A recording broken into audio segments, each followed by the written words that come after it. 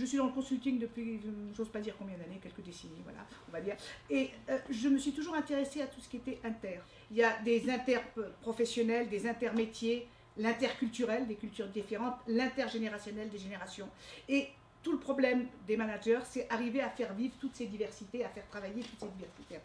Pour ce qui concerne les générations, parce qu'on a beaucoup parlé d'intergénérationnel, quand on a eu l'irruption des nouvelles générations. Alors, qu'est-ce qu'on appelle les nouvelles générations? C'est un groupe d'individus, sensiblement le même âge, à on va dire 7-8 ans près, qui par leurs expériences collectives ont une façon de réagir particulière et commune à tous. Et on verra que cette façon de réagir, elle est faite à la façon dont ils ont vécu leur jeunesse et leur enfance. Alors aujourd'hui, 6 générations. Dans le monde du travail, elles ne sont pas encore 6, elles sont 5. Alors les vétérans, ils sont aujourd'hui 11 millions, ceux d'avant-guerre. Les baby-boomers, ça on en parle beaucoup, hein, c'est la génération d'après-guerre, ils sont 16 millions. La génération X, ceux qui sont arrivés, qui sont nés entre 65 et 79, ils sont 12 millions. Et cette fameuse génération, qui est arrivée dans les années 2000 sur le marché du travail, dite Y, ils sont 13 millions. La génération montante, on va dire, et qui arrive sur le marché du travail, c'est ceux qui ont aujourd'hui qui arrivent à 18, 20 ans sur le marché du travail, c'est la génération Z. D'accord? Vous avez entendu parler? On la qualifiera après. Et enfin, là, le petit bébé, c'est la génération alpha. On verra qu'elle sera très certainement très différente encore des autres, parce qu'elle est née dans un contexte technologique, économique encore différent des autres. Quand on est avec quelqu'un qui est d'une culture très différente de la nôtre, on ne s'entend pas, on ne se comprend pas toujours. La relation, elle est non seulement intergénérationnelle, mais elle est interculturelle. On ne parle même pas la même langue. Dans ce dessin qui est très drôle, ça illustre bien, je veux dire, la difficulté de communication.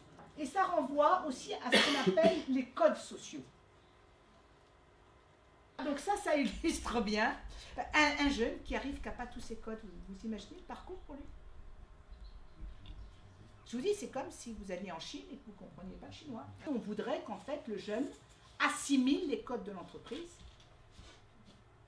et se mette à ressembler au reste de l'entreprise. Je ne sais pas si aujourd'hui c'est pas l'inverse qu'il faut faire. C'est-à-dire que profiter de l'arrivée des jeunes pour qu'on change nos fonctionnements, nos organisations, nos règles de jeu, pour nous adapter à elles. Voilà, je laisse le débat ouvert, après chacun... Le référentiel de compétences traite de 8 moments de vie de l'entreprise. On a sélectionné avec vos collaborateurs 5 moments de vie. Intégration dans la fonction, l'organisation du travail, le développement des compétences, la cohésion et le travail en équipe, et enfin la conduite du changement. Voilà.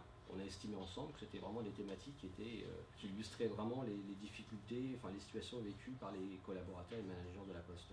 Donc voilà comment se présente donc le référentiel. Là, c'est les compétences requises pour intégrer durablement les nouvelles générations au sein de l'entreprise. Ça veut dire qu'on est capable tout de suite, le nouvel arrivant, d'identifier ses caractéristiques, qu'on est capable de construire un parcours d'intégration adapté aux jeunes et co-construit. Parce que ça, on s'aperçoit qu'on a souvent des parcours tout faits, on est bien d'accord? Ça a marché, mais là, ça ne va plus marcher. Le jeune, il va dire, moi, je veux un parcours dans lequel j'ai mon mot à dire. Il y a autre chose qu'on voit beaucoup aujourd'hui qui commence à émerger, c'est ce qu'on appelle le tutorat ou le mentorat inversé. Il ne faut pas que la transmission soit dans un seul sens. Il faut que ça soit des transmissions croisées. Et donc, mettre aussi le jeune en situation de communiquer, de transmettre quelque chose aux plus anciens. Or, souvent, tous les systèmes de tutorat sont plutôt conçus uniquement dans le sens d'une transmission. Donc ça, j'insiste, c'est peut-être des choses auxquelles il faut réfléchir, essayer d'expérimenter de sens. Mettre le jeune en situation lui-même d'apprendre, il se sentira valorisé, il regardera autrement la relation intergénérationnelle. Les jeunes, aujourd'hui, on leur reproche d'être impatients. Ils arrivent, ils ont une mission et très vite, ils sont à l'étroit dans la mission qu'on leur a confiée. Or, nous, dans l'entreprise, nous avons on va dire un processus d'évolution de carrière qui suit son temps. Et les temps ne sont pas les mêmes. Le jeune, il arrive, il va très vite. Il a été élevé dans le temps réel.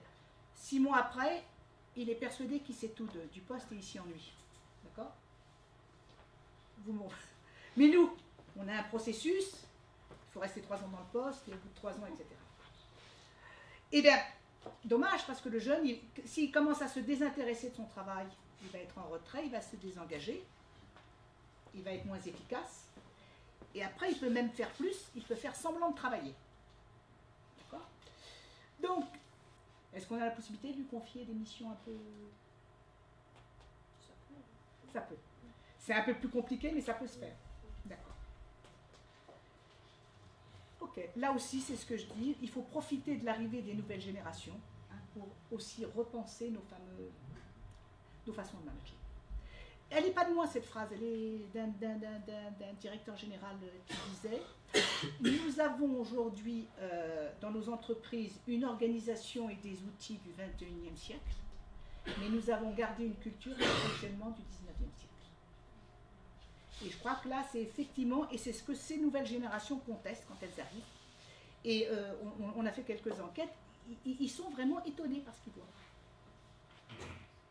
Ils disent que leur expression, oui, c'est une entreprise d'un autre monde, d'une autre histoire. Donc l'outil, le référentiel des compétences intergénérationnelles, vient compléter finalement ce premier outil de positionnement qu'on avait réalisé avec notamment 5 pays européens, 5 partenaires transnationaux, qui avaient aussi envie de partager le sujet avec nous et qui étaient en avance de phase pour certains, puisqu'on avait notamment la Finlande qui est sur le sujet de la gestion des âges et du vieillissement actif des collaborateurs un peu formatés en avance, mais en tout cas ils ont des pratiques extrêmement intéressantes.